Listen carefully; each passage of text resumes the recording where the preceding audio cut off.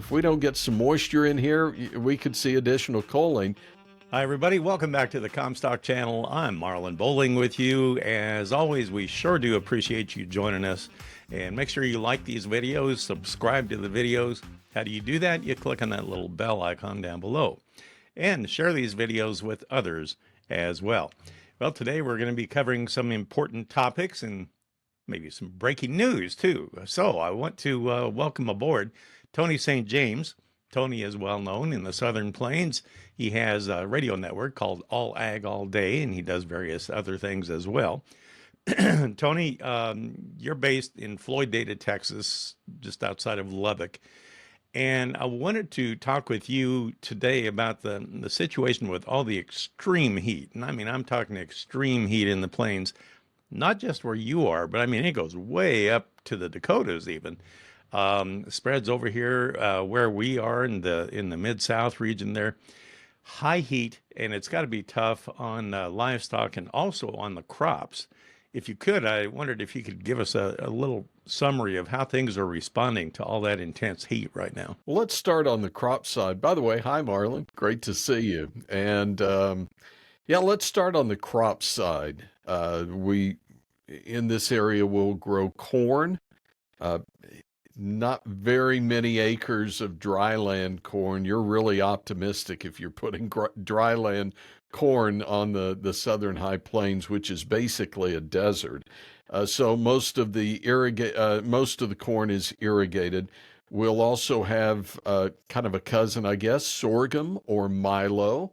And we'll see dry land, we'll see irrigated there, we'll see grain sorghum, we'll also see forage sorghum used for the dairies. And this is one of the top locations for growth of dairies is West Texas. Right now, 2 cheese plants, or actually the second one is set to come online, I believe, in 2025, and then a 3rd cheese plant in Abilene. So the dairy industry is exploding in growth in West Texas. Then we also have, with that, cotton. This is the largest contiguous area of cotton in the U.S., and roughly half of the acres, more than half of the acres, will be grown in Texas this year. And the majority of those within a 200-mile radius of Lubbock. So how's that heat affecting our crops? I drove past some irrigated corn this week that was tasseling, and it looked like it was ready for harvest. It had already died down. And it was crazy to see that because it ran out of water and just shut down. Just a second. You're saying irrigated corn? Yeah, it was some irrigated corn. Now, I don't know if the producer had turned the water off or what, but as I'm driving by that, I was blown away. You go a little further back into the field and he's got cotton. So apparently it looks like he started with some water there and then shut it off and went to watering the cotton crop. But that tells you why you can't really grow dryland corn in West Texas, because you just can't keep enough water on the plant to do that. Cotton has a tap root that will go really deep. So if you've got moisture down 2 feet or deeper, cotton will find that moisture and can really thrive. Sorghum does a lot of the same as well. That's why you can grow dryland cotton and sorghum and not corn. So what are we seeing? Irrigated cotton looks really, really good. The heat helps us get the heat units that we need for cotton. So it's been looking really good as long as you've been able to keep water on it. Dry land cotton is pretty much done at this point. The way you can tell a cotton plant is done, at the very top of the plant, it'll throw off a white bloom. And when you see that white bloom at the top of a cotton plant, just think of it as the white flag of surrender. The crop, that plant is done at that point. And that's what we're seeing across the entire region based upon the heat and lack of rainfall here later in the season. So no more growth, at least for this season anyway. Yeah, so if it's, let's say it's put on a dozen bowls before it throws that flag off, once that's done, all it can do now is build inside that bowl. It still has to have moisture, still has to have nutrients to do that, or you end up with bowls that just don't produce much. Think of it as, you're filling out that ear of corn, if you will. If you don't get some more moisture on it, basically will be a small ear. And that's kind of interesting. It reminds me of soybeans in a way, where they get to a certain day length and they just say, I'm done, I'm out. And they Right. quit setting pods at that point. It doesn't matter how tall they are, they just stop. And so that's kind of fascinating to hear that. That could be a big concern up north where they had all the flooding this year because the beans got put in so late.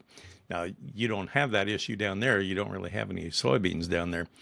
But anybody harvesting in Texas when it comes to corn, for example? I believe we're through at this point in the Gulf Coast. I've not checked in the last 10 days, so we do know that harvest had been going through the Gulf Coast. When you talk Texas, I think we have 3 different growing regions within the state. So you have deep South Texas right there at the tip with Mexico, and we call that the winter garden area. And we grow a lot of vegetables and grapefruit down in there, some row crops, and they're way done at this point. That Gulf Coast area, so you're now talking Corpus Christi up to Houston, that region they're actually planting corn and cotton when the rest of us are going to commodity classic. So that's when their planting season starts. So they're a few months ahead. And then as you move further north, Central Texas has a little earlier planting and harvesting schedule. And then you get up into West Texas and just consider that I-40 or old Route 66 region. And that's really the last growing season, if you will, for Texas. So yes, we've had some harvesting going on, but I don't have any results as of yet. I'd be lying if I told you anything. What about the livestock? And as we record this, I'm looking at livestock prices, and cattle are just getting crushed on a Thursday here. But to me, that doesn't make any sense. I mean, I'm personally really worried about the livestock out there with all the high heat and the humidity. You get those Black Angus cattle out there in that heat, and if they don't have shelter or enough water, I mean, it could get real dire in a hurry, couldn't it? Absolutely. And, I've noticed we have, I don't know that we can say we're rebuilding the herd, but I saw a lot of cattle out this spring and early summer in areas that we really haven't seen them in quite a few years. And so I know there's quite a few head out there. When we talk about the heat, we're getting obviously heat in feedlots. They've got some ways to help cool, whether they're providing some shade, additional water resources. But when we get them out in the pasture, yeah, we have to be concerned. A lot of our pasture in Texas, actually, when you get out and look at that rangeland, you'll find what's commonly referred to as a mesquite bush, if you will. So there's some shading out in there, and you'll find the cattle out actually laying down under, trying to grab some shade under whatever they can. The heat, for the most part, is a dry heat, so we're not dealing with the humidity that you'd see in other parts of the U.S.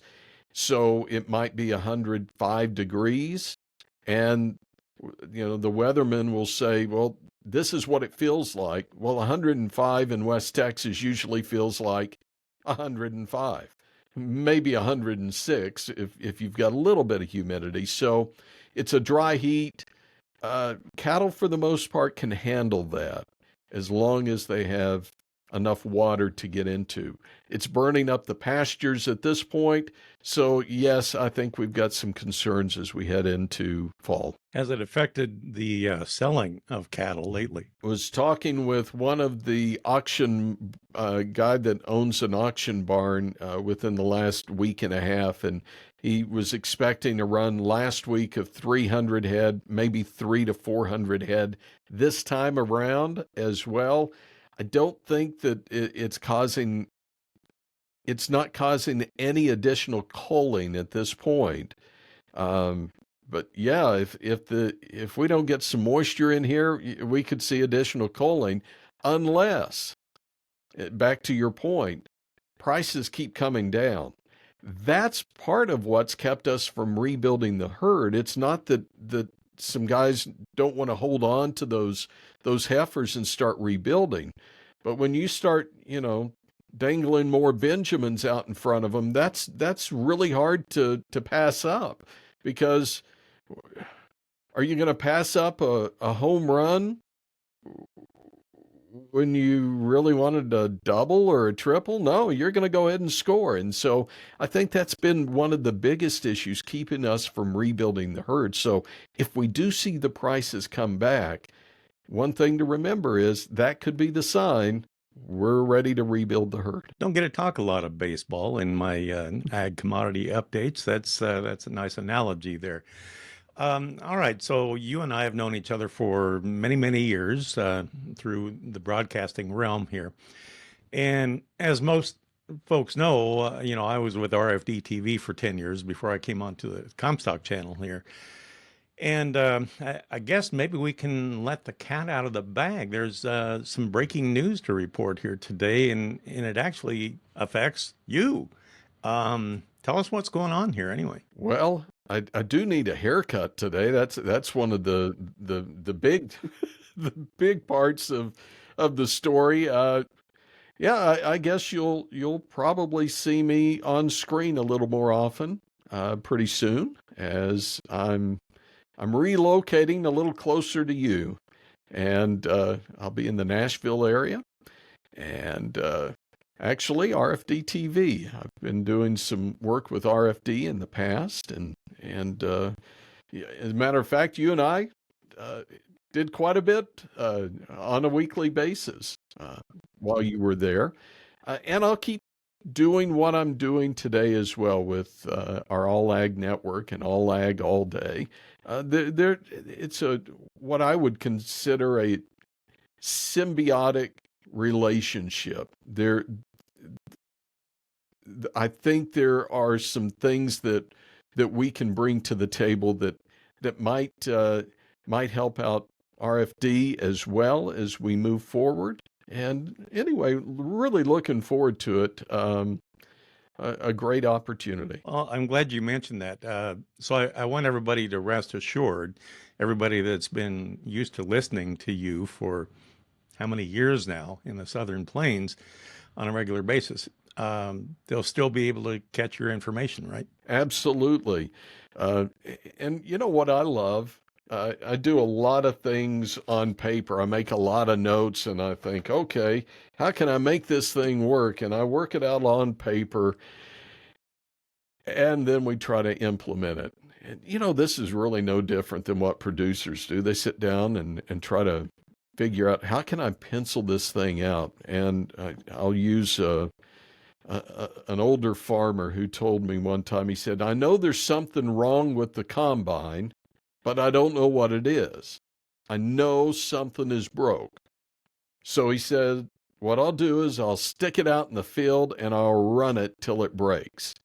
And when it quits running, then I know what's broken. I can fix it and then move on. And so I think we do a lot of that in our lives, and that's part of what we'll be doing over the next few weeks, just finding out what breaks, what we can fix, and maybe what we need to retire as well. So in essence, you're just basically adding another iron to the fire.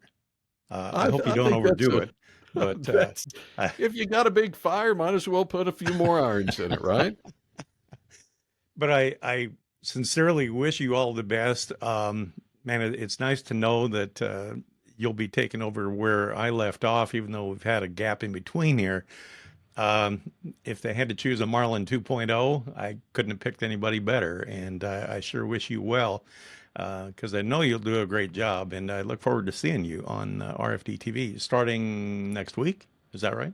Yes, sir. Yes, sir. Wow. And don't say 2.0. I prefer to be like half, 0.5 of Marlin because I can't quite fill those shoes. So. Oh my gosh. Well, anyway, I wish you all the best. Congratulations. I look forward to seeing you in your new roles, plural maybe. And we'll talk again down the road, I hope. Wish you all the best. Thank you for the information, Tony, and good luck next week. Tony St. James with us. That'll do it for this episode. Thanks again for joining us. And for producer Brianne Hendrickson, I'm Marlin Bohling. We'll catch you next time right here on the Comstock channel. Thanks for joining us on our Comstock YouTube channel. Don't forget you can also find us on Facebook and TikTok as well. Futures trading involves risk. The risk of loss in trading futures and or options is substantial, and each investor and or trader must consider whether this is a suitable investment. Past performance is not indicative of future results.